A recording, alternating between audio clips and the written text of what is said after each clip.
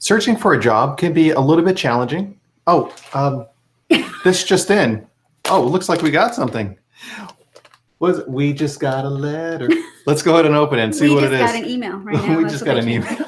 It's a little different now. Okay. Oh, no drum roll? No drum roll? Drum roll? All right, here comes drum roll. Drum roll.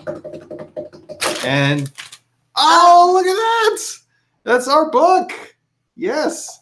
The GovGeeks Guide to Government Resumes. I don't know, Karen, what do you think? Let me see.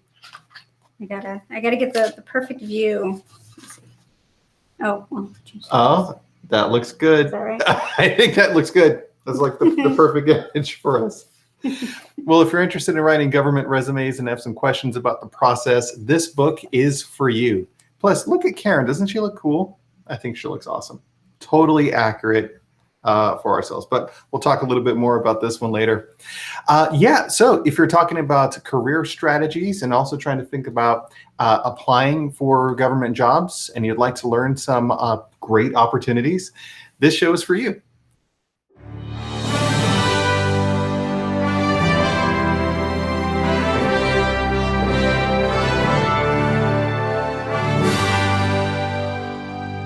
Welcome to GovGeeks Assemble. Level up your 9 to 5 on 95. I'm Javier. And I'm Karen. And together we are the GovGeeks. We get together every Thursday at 6 o'clock Eastern for a live show to talk about getting in and getting ahead in government. And this week, we're talking a little bit about job strategies, specifically job application strategies. Karen, would you agree that applying for jobs, that whole process is different than actually performing on the job? Yes. Yeah. I mean, you get rated and you have performance reviews. There's all this stuff. You spend your entire career working in different jobs. But how often do you have people like assessing how well you're applying for jobs and all of that stuff, right? Mm-hmm. Yeah, so a little bit different. We recognize that happens. I mean, there's a big difference between the two things. So we wanted to share some strategies that might be of value. Of course, we've shared other strategies in the past, but these 5, I think, are going to be super helpful for you as well. Yeah. Any thoughts before we jump into it? No, let's do it. Let's do it. All right. Well, what's the first strategy? So the first one is to filter out by your priorities. Yeah, that so makes a lot of sense. we're talking about the USA Jobs site. Yeah, absolutely. If you're applying on USA Jobs, if it's LinkedIn, if it's Indeed, if it's any of those other places, I mean, both for government jobs as well as just in general job searches. I mean, why apply for a position doing stuff that you don't like? Right. And many times we go by what the salary is, or in this case, what the GS scale is, or GS pay is. So you just want to make sure if that's your true priority, if it's all about the pay and you don't care about anything else, then you can filter out by that. Yeah, I mean, that's your priority. But also then recognize when you are in the job or when you're applying for the jobs, I mean, those are the things that you're going to be measured against. Is this actually going to be something that you enjoy? Well, I mean, if that wasn't a part of your priority in your searching, then you're not going to really enjoy a lot of that work that's there. Right. Or if you really were only looking at pay and not the location, then the opportunities that are going to pop up could be in places that you would potentially have to move to. So Are you able and willing to move for that pay? And if that's important to you, where you'd say, I really like this job, but, it's in this state or it's in another part of the country or the world. Well, that's, where the opportunity is. So make sure you know what really your priorities are. And I think a lot of times, depending on the job, there's a lot of options that are out there. And sometimes it's easy to get a little bit fatigued looking at just the different ones that are there. So filtering out by your priorities is definitely a most important thing for you to do. Okay, what's the next strategy? So the next strategy is to find that sweet spot. What do you mean by that? Find the sweet spot.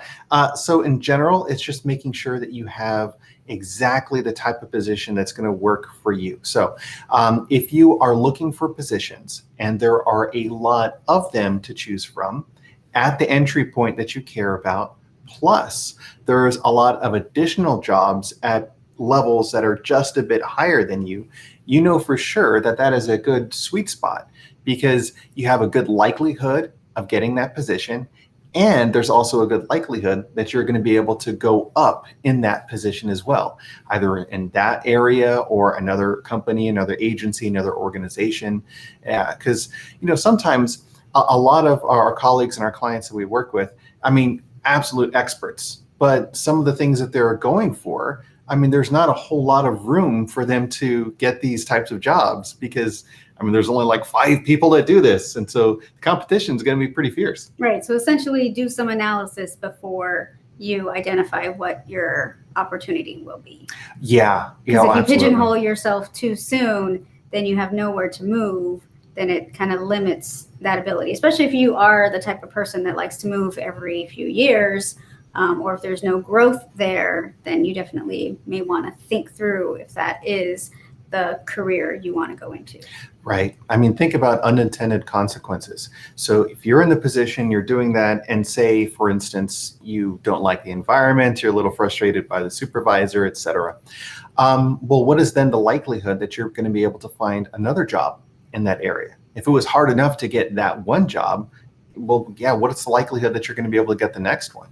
And then on top of that, if there aren't that many in that field anyways, well, again, what's the likelihood that you're going to be able to move up? That's a bit of a challenge. Right. But all hope is not lost, because then you can think about changing your career track, which we talk about that too in our other conversations. So just because you found yourself in that type of position doesn't mean there's, no room for growth. There's always room for growth. But sometimes you just have to move out of the career path that you're on. Yeah. And at least at that point, you're making an informed decision. At least, hey, I'm getting this position. Yes, I recognize that there's these challenges and I'm going to have to do these other things potentially if I want to get a different type of a job. But at least this way, And I think that really cuts down on a lot of the frustration when it comes to job searching. Because people feel sometimes, I keep applying, but, the odds of me getting it, I just, I lose steam because I get frustrated so easily by it. And having these kind of ideas up front might help you kind of to manage all of that stuff just a little bit. So really at the end of the day, what is the sweet spot for you? I mean, are you willing to accept that there's lots of different opportunities or only a handful? And what is your timeline expectation for you to be able to get the next position or job? I mean, Karen, it takes a long time to get any government job sometimes, right? Sometimes, yes. Yeah, I'm curious, in your experience, what is the longest that it's taken a person to get hired on for a position? From the moment that, the job announcement is out and all the way over? I think the longest I've seen in the, very, current time period was about 2 years till this person actually walked in the door and was an employee. Right.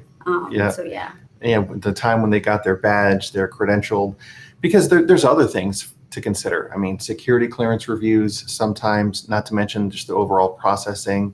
If there's different issues, and making sure that our human capital colleagues recognize whatever your insurance issues, again, security clearance, concerns, all of that sort of stuff. So it can take a bit of time. It can take some while.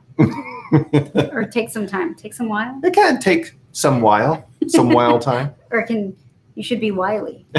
There you go. All right. What's the third strategy? So the third strategy is to do your best, then move on. Oh, yeah.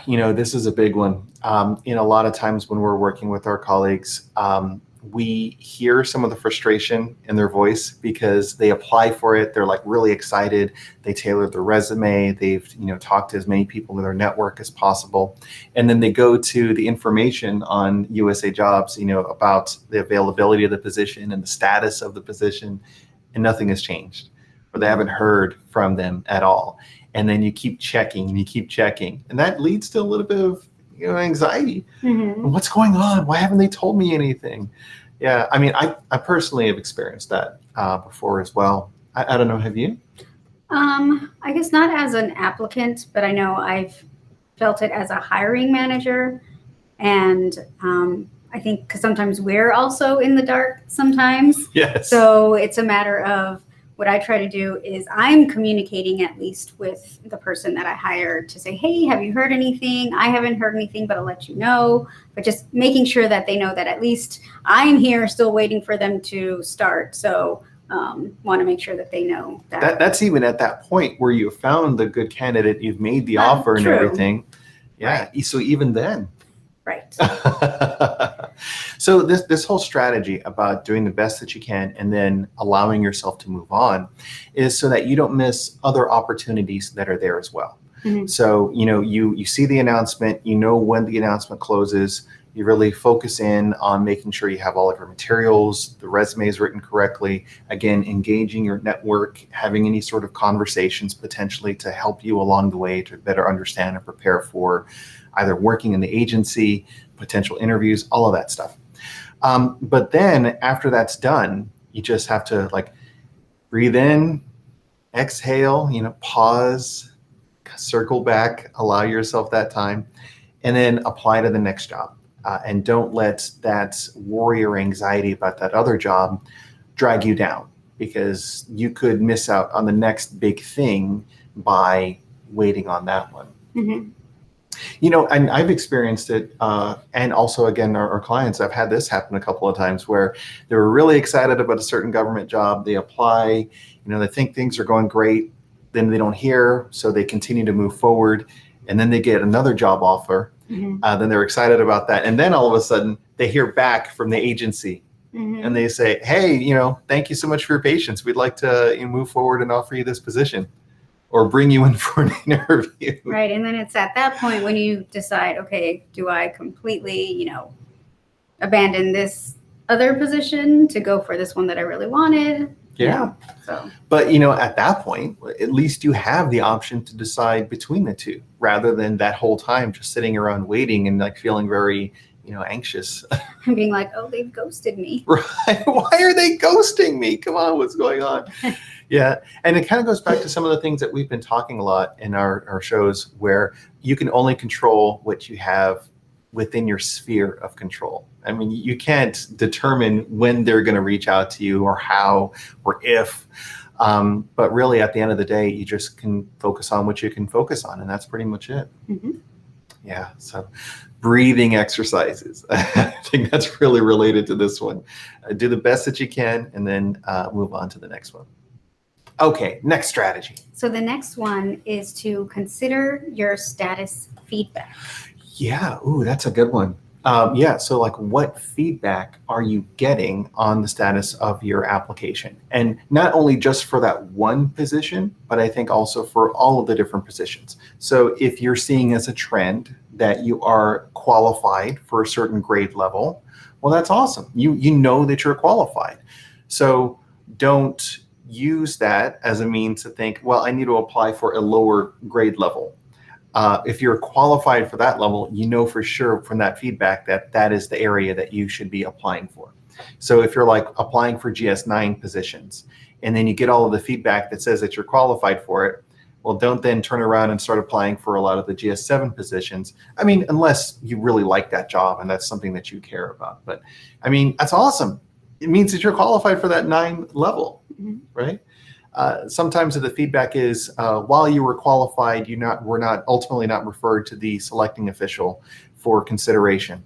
Okay, so you were qualified, and then think, what more can I do to help make sure that I am one of the most qualified ones? And then update the resume a bit more and continue going, because you know that you're qualified.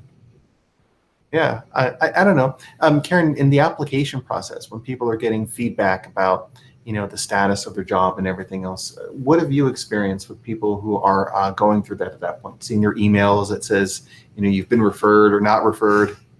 Mainly frustration, because I think some people, they get these generated emails that are just like, okay, well, you've been, moved on to the hiring process. You've been provided to the hiring official, and then they just hear nothing else. So they're like, well, what's the problem? Clearly, I'm qualified. I was provided to the hiring manager. Why am I not getting an interview? And for many people, it's not just one email, it's multiple emails, and it can be very daunting and stressful. So it's just a matter of, what is that feedback telling you? It's, it could be telling you that, to be honest, they may have had somebody in mind when they were looking to fill this position. It's possible. Or not guaranteed, but right. It's possible. Or if you're an external candidate, maybe they selected an internal candidate. So it's just a matter of maybe you want to try to see how you can get additional feedback through coaching or looking at the type of positions you're applying to and comparing it to the OPM handbook to make sure that you are hitting the marks, which clearly you are if your resume is making it that far.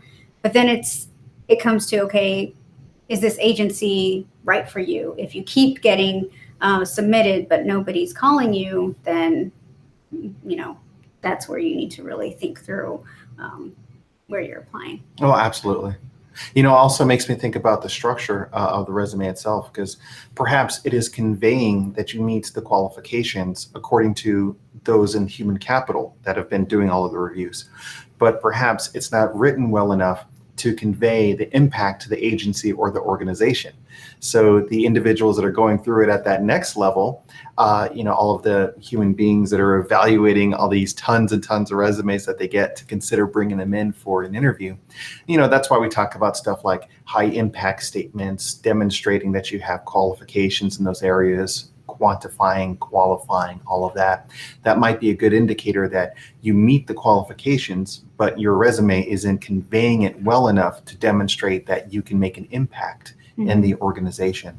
Right. Did you research that agency's mission before you submitted the resume to make sure you're tying that somehow within your resume? And also, just a quick plug, if you go to thegovgeeks.com and you sign up for our newsletter for the GovGeekdom, you'll also get access to our free course on resume writing. And it, of course, includes templates, strategies, and other materials that you can use to help you write that better resume. And I don't know, is there another resource perhaps that they can consider when they're thinking about writing a resume? Oh, that's right. There's this one too. So yes, there's also the shameful the plugs all around. That was terribly shameful. That really was. All right, what's the next strategy? Well, I will just say, I think it's a shameful plug, but we're very passionate about what we do and trying to help fill the government with very passionate public servants. Yeah. So that's where it stems from. At the end of the day, if you love your job, you're going to do great work. And if you're in a government position doing great work, everyone benefits. Right. As Loki would say, our glorious purpose. That's right. Okay, yeah, the next strategy. So the next one is to set daily application goals. So just like we do with anything else, we kind of set milestones, goals to get, baby steps to where we're trying to go. If you're trying to get a job, same thing. It's you want to set daily milestones and goals. And it could be what those goals are for you. So if you're going to say, all right, I have all my materials ready, my resume ready, etc., I'm going to apply to no less than 2 jobs a day. If that's your metric and that's what you can control, then yeah, go for it. Or if you're going to say, I'm going to research these 5 agencies and determine what is the best one for me today. And then you establish those goals and those timelines and allow yourself the opportunity to be flexible with all of the other things that you've got going on in your life. But, there's a reason why so many times people say that looking for a job is also a part-time job in and of itself. Because, there's just a lot of stuff that's out there. I think the great silver lining is that what an opportunity. If you're looking for something new to do and you're exploring all of the different potentials that are out there, that could be really exciting. Government does so many really important things and exciting things. You can have the chance to do all sorts of stuff. So, by exploring this, it's not like you're like, oh, I need to look at this and I need to do that. No, it's like, wow, maybe I can work here. Oh, look at this. I can work at this agency or this organization. What a cool mission, Right. And you want to set time aside to do that type of research. Because if you, just kind of do it on the fly or not really focused on it, then that's when you're not really, taking advantage of all that's out there. So you want to make sure you're setting some time aside to, again, it is like another, part-time job. So you want to be very structured about it. Of course, want to be very structured. I mean, at the end of the day, this is your career. So if you have career ownership, you are really concerned about the decision that you're making, the opportunities that you have. Because really, I mean, it's not the government's or any organization's responsibility to manage your career. Because it's you, it's your career. It's what you want to be able to do with it. So yeah, seize the opportunity, seize the moment. So a quick recap on those 5 strategies that we shared today. The first one was filter by priorities. So make sure you know for sure what your priorities are. If it's salary, region, geography, all of that sort of stuff. Number 2 was find the sweet spot. Find the sweet spot. Yeah. I mean, is it the number of positions that are available at different areas or levels? I mean, whatever you feel most comfortable with, and realize, you're accepting whatever those opportunity areas are, right? Number 3, do your best and then move on. Yes, do the best that you can. Once you hit that submit button, just close your eyes, relax a little bit, and breathe. Then you can move on to the next one. Number 4, consider your status feedback for your application. Yeah, what's all of this stuff telling you? I mean, should you change some things? Should you not? Yeah. Right. If you keep on applying and you keep on, getting the, negative results, maybe it's time to reevaluate, what you're doing. Exactly. And the next one? The final one is to set daily application goals. Right. What are you going to do for your application process? I mean, apply to 2 or 3 a day, research a couple a day, all of that stuff.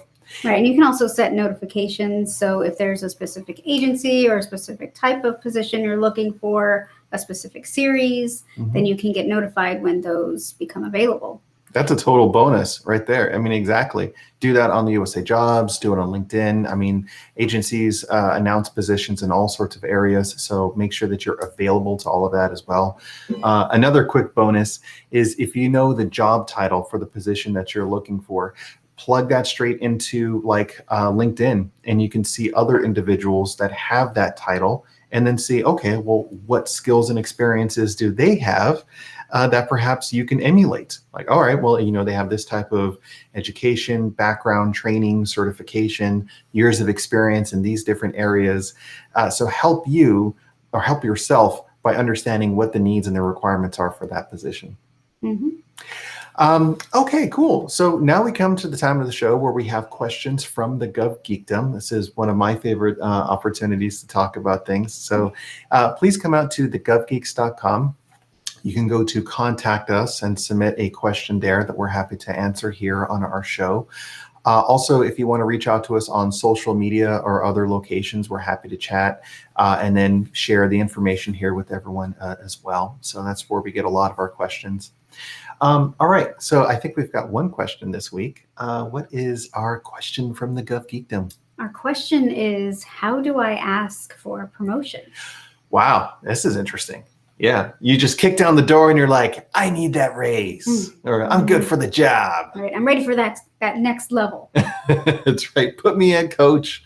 I'm ready to play. I think one of the, the ways not to ask for one is be like, especially in the government, right? Because we have the different pay scales, is to be like, well, when am I going to get the 14? Right. Yep. So I don't know. That's kind of like my thing of, you're just looking for the next thing. When are you going to give me this? Because that dynamic means that the other individual, supervisor, manager, etc., seems to have all the power, and that they are withholding something from another person because the other person says, when am I going to get this? I feel I deserve this at this point. I think asking for a promotion is talking about career growth and advancement. So if you take the chance to chat with your supervisor, managers, and say, I'm really excited about this work, and I'm excited to think about how I can do more, how I can grow in my career. I know that I'm doing these different types of projects, and I understand that the next level, so the GS-14 or whatever the next level is for you, does these sorts of things. I'd like to demonstrate that I have the capabilities to do that type of work. Right, and that's the key. you not only have to be demonstrating that you can do that work, but that you are already doing that work and doing it well. Right. So many times I have to explain that just because you're doing more of the same work doesn't mean that you can do it at the next level. Yeah. There's complexities involved as you start moving up. So you have to be able to demonstrate that you are successfully accomplishing that already. Right. And that's where you want to talk with your supervisor to make sure that you are getting those opportunities to do that type of work.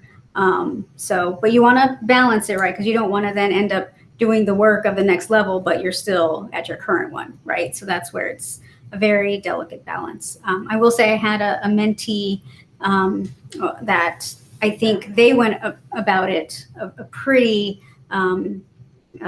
positive way, where they were explaining that they are ready for the next challenge. They've done their research on what the requirements were. They wrote up a whole packet about their accomplishments and how they meet the requirements for the next level. So that right there is like, almost doing a lot of the work for a supervisor, right? To then show that you are ready for the next level and you have that drive and initiative. Demonstrate that you know what that next level is all about. Absolutely. Right. And always the key thing here is, sometimes your supervisor may not have a position at that next level. Or the organization, just in general. Organization, Absolutely. right? So you have to be ready for those conversations too, because while you may be ready and you may be able to show that you can do that type of position, if there is no spot available, you may have to look somewhere else if that's really what you want to do. Yeah.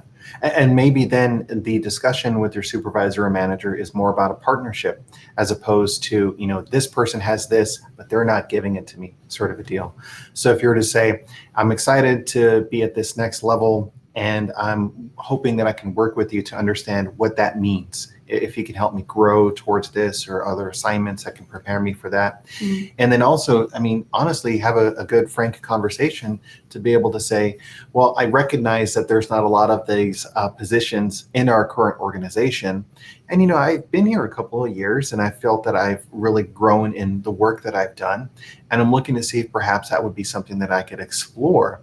Then you've got a partnership with them when you're applying for other jobs, and they know that you're applying for other jobs. So when a person calls for like a reference, they can be like, yeah, absolutely. Had a conversation with Karen. She's super qualified in what she's doing. Unfortunately, I just don't have the next grade level to move her into, or the organization doesn't have the capacity to handle what it is that she's looking for. While I wholeheartedly say that she can do the work, unfortunately, it's just not something that I have available here. It's going to be a detriment to our organization to lose this person. But yeah, I totally understand her career growth, and yeah, I'm happy to support her. Mm-hmm. How great would that sound to a hiring manager?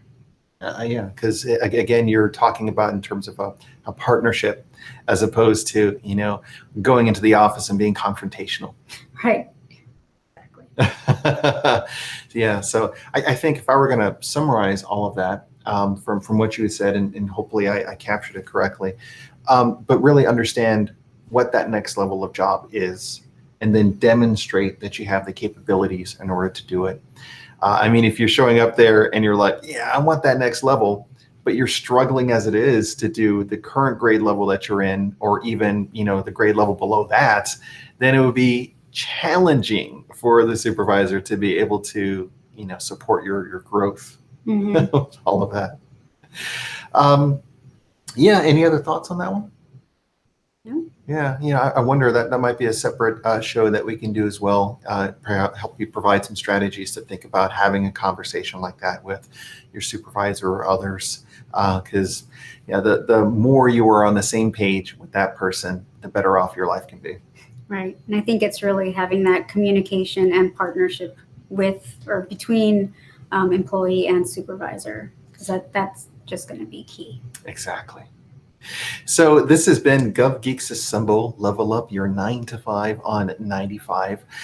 This week we talked a little bit about job strategies, job application strategies. We had a lot of great tips and a couple of bonus ones there as well. Karen, what would you say is your closing thought on our subject today? Well, I haven't had a lot of practice with these recently. Yeah, you've been out doing the good work of the government. It's awesome. I would just say that government definitely needs you, so don't give up. Be persistent and be patient.